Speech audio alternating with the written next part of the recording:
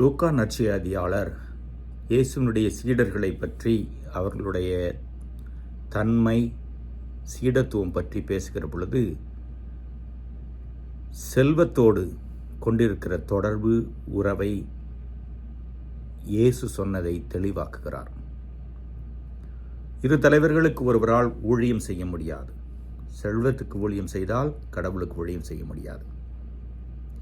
ஆனால் பொருள், செல்வம் இல்லாமல் இருக்கவும் முடியாது. இந்த நற்செய்தியிலே வாசிக்கிற பொழுது இயேசு அதை நன்றாக தெளிவுபடுத்துகிறார்.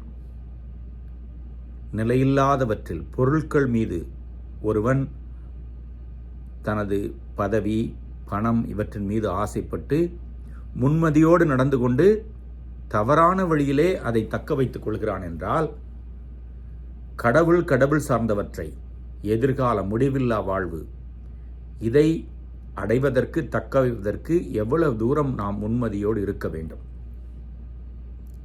முதல் வாசகத்திலே இறைவாக்கினர் இஸ்ராயல் மக்களிலே பணக்காரர்களை சாடுகிறார். பணம் சம்பாதிப்பதற்காக ஏழைகளை வறுத்தெடுப்பதை கண்டிக்கிறார்.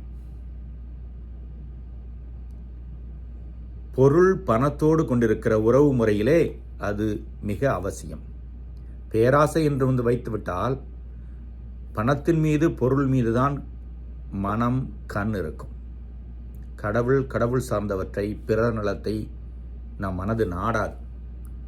அந்த எச்சரிக்கையை இயேசு தருவதை உணர்ந்து கொள்வோம். இயேசு சொல்வது போல நடந்து கொள்ள வேண்டும் என்றால் கடவுளோடு நல்வுறவில் இருக்க வேண்டும். 2ஆம் வாசகத்திலே புனித பவுல் ஜெபிப்பதிலும் மன்றாடுவதிலும், இயேசுவின் சீடராயிருப்பதிலும் அது நிறைய தெளிவாகும் என்கிறார். எனவே நம்மை நாம் ஆய்வு செய்து பார்த்துக் கொள்வோம்.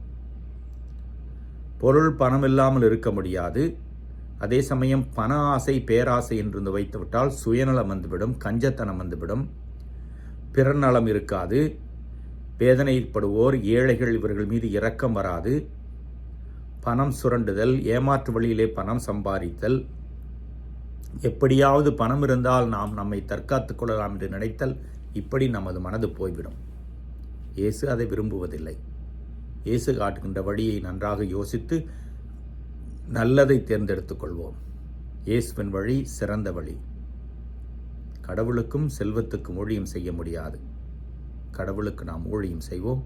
முடிவில்லா வாழ்வை பற்றிக் கொள்வோம். இறைவன் என்றும் வாழ்த்து பெறுவாராக.